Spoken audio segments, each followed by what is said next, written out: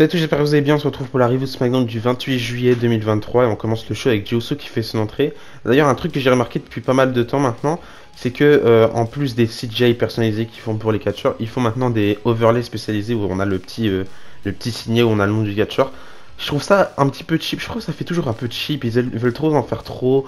Des trucs personnalisés, c'est sympa, c'est bien sympa de temps en temps. Mais je trouve que ça fait trop cheap. Je préfère avoir l'overlay SmackDown avec le nom du truc de SmackDown. Que ça fasse un petit peu commun pour tout le monde plutôt que d'avoir des trucs personnalisés où là on a Jey Uso qui fait son entrée, on voit des petits trucs tribal à côté. Enfin bref, c'est encore mon avis personnel, c'est comme d'autres choses, d'ailleurs on va y revenir un petit peu plus tard. Donc on a Polyman, Sikoa et Roman Reigns qui font leur entrée eux aussi.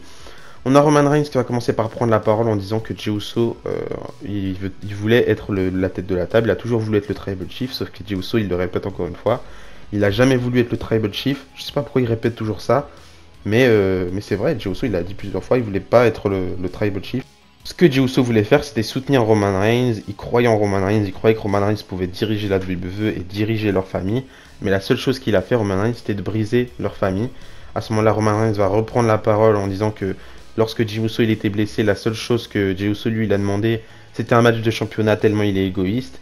Et que la seule raison pour laquelle Jey Uso était devenu le bras droit de Roman Reigns, c'est parce que Jey Uso il était blessé. Sinon, il aurait jamais été le bras droit de Roman Reigns. Donc là où Roman Reigns va en venir, c'est que tout ça, c'est pas de sa faute à lui, mais c'est de la faute de Jey Uso. Si la famille est brisée, c'est la faute de Jey Uso qui a toujours été égoïste, qui a toujours voulu avoir les choses pour lui, etc. C'est à cause de lui que Jimmy a été blessé, c'est à cause de lui tout ce qui se passe. C'est vraiment quelqu'un qui arrive à croire de ce mensonge, c'est vraiment fort parce que ça se voit à 100% que Roman Reigns est en train de mentir. C'est limite impossible à croire ce que dit Roman Reigns, c'est ça qui est fou. Ensuite, on aura Roman Reigns qui va poursuivre en disant que si Jey Uso le bat à SummerSlam, tout ce qui va se passer, c'est que Jey Uso va devenir le Tribal Chief. Il va prendre le collier de fleurs, enfin le lei, ou je sais plus comment on appelle ça, de Roman Reigns. Il va lui prendre sa ceinture, mais à côté de ça, tu auras toujours Roman Reigns qui sera Roman Reigns. Donc finalement, pourquoi il veut le battre à 100%? C'est juste de l'égoïsme de la part de Jey Uso, c'est ça qu'il essaye de faire comprendre. Ensuite, Roman Reigns va terminer en disant que Jey Uso il a aucune chance de le battre à SummerSlam. Donc, qu'est-ce qui fait penser qu'il a une chance? Qu'est-ce qui fait penser à Jey Uso qu'il va pouvoir battre Roman Reigns pour le titre? Et Jey Uso à ce moment-là va prendre la parole en disant que ce qui lui fait penser qu'il a une chance, c'est qu'il a déjà fait. Il a déjà battu Roman Reigns, et c'est vrai. Il a battu Roman Reigns à Money in the Bank. C'est la première personne à avoir piné Roman Reigns à l'époque. Donc ouais, c'est vrai, c'est véridique ce que dit Jey Uso. Il termine par dire que SummerSlam, il va le battre encore une fois. Et c'est comme ça que se termine le segment. J'ai bien aimé parce que Roman Reigns, tout au long du segment, il a l'avantage sur Jey Uso, on va dire. C'est lui qui remporte cette bataille de promo parce qu'il est en train d'enchaîner Jey Uso à la promo. Il dit des trucs qui sont assez véridiques.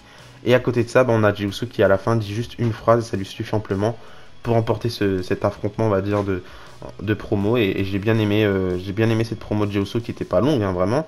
Mais je trouve que c'était intense, ça m'a donné un petit peu plus de hype pour SummerSlam. Même si je vais pas vous mentir que ce match-là, SummerSlam, il me hype pas tant que ça. On sait tous directement que Roman Reigns ne va pas perdre son titre. Je pense pas que Roman Reigns va perdre son titre là-dessus. Et je sais pas si ce serait décevant, mais en vrai, j'aimerais bien qu'il perde le plus tôt possible. Mais je pense pas que la WWE terminera l'histoire là-dessus. En tout cas, ce serait un petit peu bizarre de l'avoir fait là-dessus et pas de l'avoir fait autrement. Mais c'est pour ça que le match m'intéresse pas tant que ça. C'est juste qu'il n'y a pas beaucoup de suspense. À côté de ça, les seules choses qui peuvent se passer sont déjà passées. On a déjà eu le turn de Jimmy Uso sur Roman Reigns, on a déjà eu le turn de Jey sur Roman Reigns. Tout ce qui reste, c'est le turn de Solo. Et à côté de ça, je m'en fous un petit peu. On pourrait peut-être avoir des interventions d'autres membres de la Bloodline, mais imaginons Rikishi ou je sais pas. Mais je sais pas, j'attends juste d'être surpris par rapport à ce match-là. Je sais pas trop ce qui peut se passer. Et pour l'instant, ma hype, elle est pas folle. Ensuite, il s'est passé quelques petites choses en backstage, mais on y reviendra au bon moment, comme ça, ce sera plus facile pour moi à retenir. Ensuite, on a eu le match entre Rey Mysterio et Santos Escobar. Celui qui remporte le match affrontera Austin Theory dans 2 semaines, il me semble, si je dis pas de bêtises, pour le titre des États-Unis à SmackDown. Malheureusement pas à SummerSlam, mais ça m'énerve totalement. Mais on a Rey Mysterio et Santos Escobar qui vont venir s'affronter. D'ailleurs, Santos, faut qu'il arrête de crier LW à chaque fois. On dirait Drew McIntyre quand il fait 3-2-1. Je trouve ça ridicule. C'est juste pour faire chauffer la foule et ça a aucune utilité. Ça me dérange un peu. Je trouve ça un petit peu gênant. Le fait que Santos Escobar écrit LWO à chaque fois. Il pourrait être normal, il peut être un face normal sans vouloir non plus amuser la galerie et faire chanter la foule. Je sais pas pourquoi il fait ça. Enfin bref, Rey Mysterio contre Santos Escobar, j'étais impatient de voir ce match-là. Enfin, impatient pas réellement. Mais j'étais content de voir ce match-là, j'aimais bien l'idée que ce soit deux faces qui s'affrontent, que ce soit un petit peu compétitif, que finalement ça te rajoute un petit peu du workrate là-dedans, il n'y a pas forcément une histoire créée autour de ça, on n'a pas des petites tensions dans LWO, c'était juste la compétition pure, le workrate qui revient un petit peu à la WWE, parce que je trouve qu'on l'a perdu un petit peu ces dernières années. Je trouve 2016, 2017, 2018, voire 2019, là on avait vraiment pas mal de workrate, c'était un petit peu l'essence de la WWE, même un petit peu bien avant, 2015, etc. Mais là, après le Covid, j'ai l'impression que la WWE a changé un petit peu et le workrate ça a un petit peu été balayé. Et on est plus dans la storyline bien longue, qui peuvent être intéressantes pour beaucoup, hein. C'est pour ça qu'il y a beaucoup de gens qui se réintéressent à la WWE. Mais personnellement, c'est pas vraiment le contenu que je préfère. Mais bon, c'est comme ça. Donc on a Rey Mysterio et Santos Escobar qui font le match. Le match, il n'a pas duré très longtemps. En plus, on avait aussi une théorie qui était dans les gradins au-dessus et on a eu 30 000 plans sur lui, ça m'énervait. À chaque fois qu'il y avait un petit moment de creux dans le match qui me dérangeait pas forcément parce que c'est un petit peu la construction du match qu'il veut, eh ben on avait un plan sur Austin Theory. Et c'était même pas que pendant les moments de blanc, hein. Pendant tout le long du match, toutes les minutes, voire un petit peu moins, on avait toujours un plan sur Austin Theory. Ça me dérange beaucoup trop, déjà que le match était court pour des raisons qu'on va aborder juste après, mais ça m'énerve énormément le fait qu'on a des plans sur Austin Theory. Enfin bref. Ensuite, Santos Escobar, vers la fin du match, il va faire un suicide dive sur Rey Mysterio. Et en retour de pub, là, on aura un arbitre, enfin, on aura l'arbitre et un médecin qui seront autour de Rey Mysterio, qui vont nous annoncer que Rey Mysterio s'est blessé malheureusement et que le match doit être terminé. Donc Santos Escobar qui remporte le match là, pas par disqualification, mais il remporte le match parce que Rey Mysterio ne peut plus combattre. Et ça a inquiété beaucoup de monde sur les réseaux sociaux. Premièrement, il y a un truc qui s'est passé, c'est qu'on a eu plusieurs dirt sheets, si je peux dire ça comme ça, plusieurs newsletters qui ont dit que c'était un work de la part de la WWE, c'était totalement prévu, donc il n'y a pas de blessure de Rey Mysterio. Là, je me suis un petit peu énervé parce que je trouve ça totalement ridicule de terminer un match là-dessus. Tu termines un match sur une fausse blessure juste pour pas donner une victoire clean à quelqu'un. Moi, je préfère avoir une victoire clean avec deux personnes avec un match qu'on s'en fout, plutôt qu'avoir une victoire pas clean avec deux personnes qu'on aime bien juste pour mettre le match. Je sais pas, je m'en fous un petit peu moi des victoires pas clean, ça m'énerve un petit peu. Je veux dire, si tu veux pas faire gagner un mec clean dans ce match-là, bah juste tu mets pas les mecs ensemble et tu les fais pas catcher ensemble. Ça sert totalement à rien.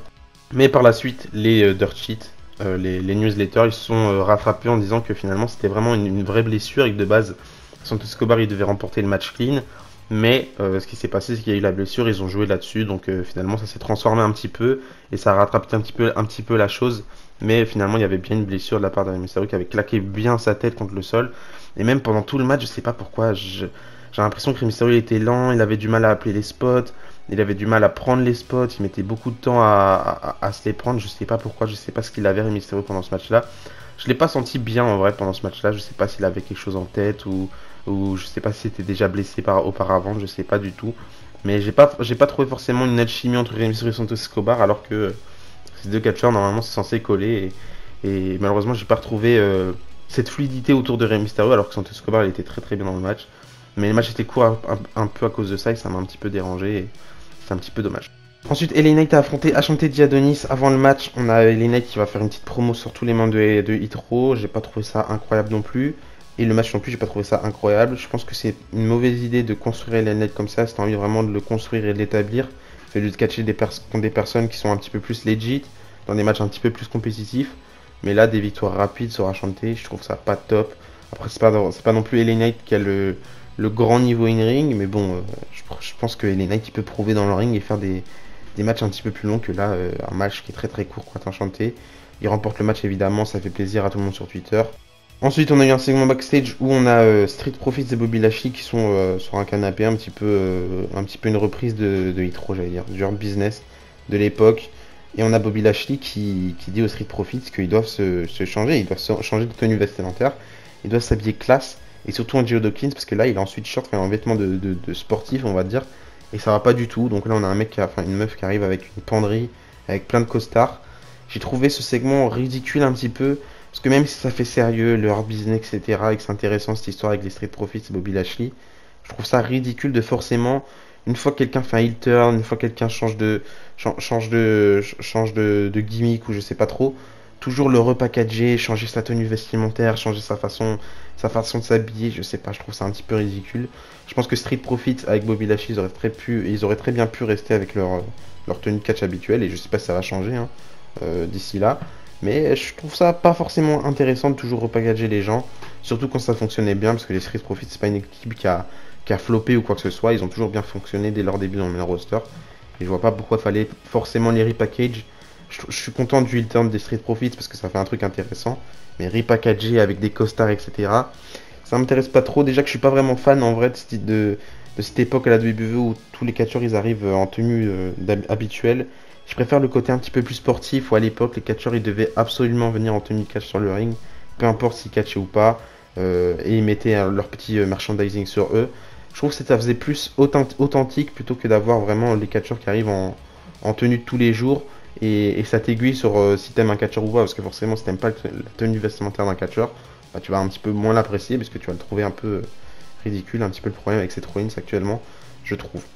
Ensuite, Charlotte Flair et Bianca Belair vont affronter Chelsea Green et Sonya Deville, pas pour les titres évidemment. Victoire de Charlotte Flair et Bianca Belair, donc évidemment elles ont battu les champions par équipe. Ça fait beaucoup trop de sens, c'est fou ça. Et encore une fois cette histoire de est-ce qu'elles peuvent coopérer dans un match, enfin bref, ça m'énerve ce genre de match. Victoire de Charlotte Flair et Bianca Belair, pas grand chose à retenir de ce match là qui était pas foufou non plus. J'ai entendu des trois échos, des gens qui disaient que le match était plutôt pas mal. Mais moi ça m'intéresse peu et j'ai pas vraiment regardé le match. Ensuite on a eu quelques segments backstage avec Io Sky notamment qui était avec Bayley. On a encore Shotzi qui fait des petits teas autour de Bayley et lui envoie des lettres. Enfin bref elle est un petit peu creepy Shotzi en ce moment, mais j'ai déjà drop, ça m'intéresse un petit peu cette histoire avec Shotzi et Bayley. Surtout quand c'est Shotzi qui envoie ses cheveux à Bayley. Enfin bref, je trouve ça un peu ridicule là aussi. Et on a Asuka qui est là aussi. Et là on a eu un petit tease entre Asuka et Io Sky. Peut-être le gros projet de la WWE qui essaye de construire ce match là pour plus tard. Je sais pas, j'ai vu quelqu'un qui disait que Sky allait probablement perdre sa mallette, puis ensuite remporter le Royal Rumble pour affronter Asuka à WrestleMania. Ça fait un petit peu long comme construction, mais en tout cas, si c'est vraiment ça le plan, je prends quand même si il faudrait que Sky perde sa mallette. Enfin bref, on a eu ce petit face-à-face, on va dire, entre Sky et Asuka. Elles ont été un petit peu drôles, on va dire. Elles ont parlé japonais ensuite, juste après. Mais pas grand-chose à retenir là-dessus, même si j'ai bien aimé cette histoire entre Sky et Dakota Kai, j'allais dire, et Asuka. Ensuite, nous avons annoncé une bataille royale qui aura lieu à SummerSlam avec des superstars d'Euro et SmackDown. Ce sera la Slim Jim Battle Royale. Donc Slim Jim, c'est une marque de viande, je crois, si je dis pas de bêtises. Une marque de steak. Et on aura une bataille royale autour de ça à SummerSlam. C'est la bataille royale de la thune en gros. C'est juste la WWE veut se faire de la thune en mettant un match de pub. Enfin bref, ça m'intéresse peu, je m'en fous un petit peu. Aucun enjeu dans cette bataille royale. On aura Sheamus et LA qui seront dans la bataille royale si je dis pas de bêtises. Et ça m'intéresse pas du tout. Les gens sont contents parce que LA Knight va remporter ce match là évidemment. Mais moi qu'est-ce que je m'en fous d'une bataille royale sans enjeu. À la limite si la bataille royale c'était une bataille royale pour je sais pas, tu obtiens une opportunité pour un titre mineur ou je sais pas. Mais là il y a vraiment aucun enjeu. C'est juste Slim Jill Battle Royale, rajouter un match pour rajouter un match. Alors tu aurais très bien pu avoir le match pour le titre des États-Unis à la place. Je trouve ça ridicule et je m'en fous complètement et je vais probablement pas regarder le match. En plus, tu auras le retour des superstars qui catchent jamais. Johnny Gargano, tu auras Dexter Lumis dans le match, tu auras je sais pas, tu auras Luke Gallows, tu auras plein de catcheurs qui catchent jamais. Et ça m'énerve totalement parce que c'est la seule issue pour eux et c'est juste dommage. Ensuite, Karl Cross a affronté Karl Anderson. Moi, j'aime beaucoup Karl Anderson, donc ça m'a fait plaisir de le voir. Le match n'était pas très long. Victoire de Karl Cross qui remporte le match avec son Final Prayer, son nouveau finisher qui est plutôt appréciable, on va dire. D'ailleurs, ils en ont déjà fait un t-shirt. C'est vraiment la com de la WWE, c'est assez fou. Ensuite, Karl Cross il va attaquer Karl Anderson, il va faire son cross jacket, je crois, à la fin du match. À ce moment-là, on aura Mia Yim, AJ Styles et Luke Gallows qui vont venir pour sauver un petit peu Karl Anderson. Donc l'histoire continue entre AJ Styles, The aussi et Karl Cross. Ça m'intéresse très peu. Déjà que le groupe il est assez ridicule avec Mia Yim, je sais pas qu'est-ce qu'elle fout là-dedans. Je sais pas qu'est-ce qu'elle fout là-dedans, ça me dérange plus qu'autre chose en vrai d'avoir la présence de Mia Yim là-dedans. J'ai l'impression juste qu'elle s'est tapée l'incruste et ça me dérange beaucoup trop. Mais on verra ce qui va se passer par la suite entre Karrion Cross et AJ Styles si ça continue, même si je pense que ça va continuer. Mais je porte très peu d'attention autour de cette rivalité-là. Et ensuite pour terminer, il y a eu un segment backstage un petit peu plus tôt dans la soirée où Jey Uso il va se faire interrompre par Grayson Waller. Ensuite Jey Uso va mettre une claque à Grayson Waller, etc. Grayson Waller va demander un match. Donc là, main event Grayson Waller, ça fait plaisir. Il affronte Jey Uso dans un match qui était long et assez sympa. J'ai bien aimé le match. Quand je dis long, surtout que le match était plus long que les autres matchs de la soirée, mais à part ça, le match n'était pas non plus très long. On a Roman Reigns et Sikoa qui arrivent en ringside pour regarder le match, donc ça va un petit peu déstabiliser Jey Uso. Grayson Waller, il va mettre un People's Elbow sur Jey Uso, enfin, il va vouloir en mettre un pour faire son petit clin d'œil à cette histoire avec The Rock, etc., qui se passe depuis quelques semaines. Vraiment très très intéressant ce qui se passe avec Grayson Waller. On sent que la WWE a vraiment de l'espoir autour de Grayson Waller et qu'ils veulent vraiment faire un truc bien pour lui. Même si pour l'instant il est vraiment à 3 défaites puisqu'il va perdre ce match-là. Il va pas réussir à mettre le plus possible puisque Jey Uso va se relever. Et il va remporter le match clean face à Grayson Waller. Une victoire clean assez dommage en vrai pour Grayson Waller. Mais il va savoir se rattraper par la suite. De toute façon c'est que ses débuts. C'est que son 3e match. Après le match, on a Sikoa qui va rentrer dans le ring pour attaquer Jey Uso, mais Jey Uso va réussir à se retourner et l'envoyer en dehors du ring. On a Roman Reigns qui va rentrer dans le ring rapidement, mais Jey Uso à ce moment-là il va mettre un gros spear très très bien réalisé sur Roman Reigns. Ensuite Sikoa va revenir pour attaquer Jey Uso et à ce moment-là Roman Reigns il va faire un spear à Jey Uso pour terminer ce show et célébrer avec sa ceinture. D'ailleurs je pense qu'on on montre assez peu le fait que Sikoa soit le frère de Jey Uso, parce que c'est vraiment un truc quand même marquant, le fait que Jey Uso il attaque son frère, et vice versa, Sikoa il attaque son frère. Je trouve ça assez marquant, c'est vraiment une fraternité, et le fait qu'il le mentionne assez peu, ça me dérange pas plus que ça évidemment, mais je trouve qu'on ne mentionne pas assez le fait qu'il soit frère, tout autant que Jey Uso et Jey Uso évidemment. Donc c'est comme ça que se termine cet épisode de SmackDown. Il y a beaucoup de choses qui m'ont énervé, surtout cette bataille royale et cette histoire autour de Santos Escobar au début, même si maintenant ça s'est réglé. Ça m'a vraiment dérangé cette histoire de bataille royale, je trouve ça ridicule et ça me dérange beaucoup trop. En plus de 2-3 petites choses encore une fois qui me dérangent chaque semaine. À part ça, l'épisode de SmackDown était bien on va dire, même si c'est toujours un petit peu les mêmes personnes qui sont mises en avant et il y en a beaucoup trop qui sont mis de côté, ça me dérange un petit peu. D'ailleurs je viens d'y repenser, mais Raul Mendoza, enfin Cruz del Toro, Jonathan Wild, on les voit plus depuis presque 2 mois j'ai envie de dire. À côté de ça, on a Ayla Dawn et Kylie Ray, j'ai oublié son nom, Alba Fire qui sont vraiment plus là depuis qu'ils ont perdu les titres. Il y a beaucoup trop de personnes qui sont plus apparues à l'écran et ça me dérange un petit peu. Mais voilà. C'est la fin de cette vidéo, j'espère que vous avez plu. N'hésitez pas à me donner votre avis sur le show dans les commentaires. Et d'ici là, je vous dis à la prochaine. N'oubliez pas, tant que le cash à l'espoir. Bisous bisous.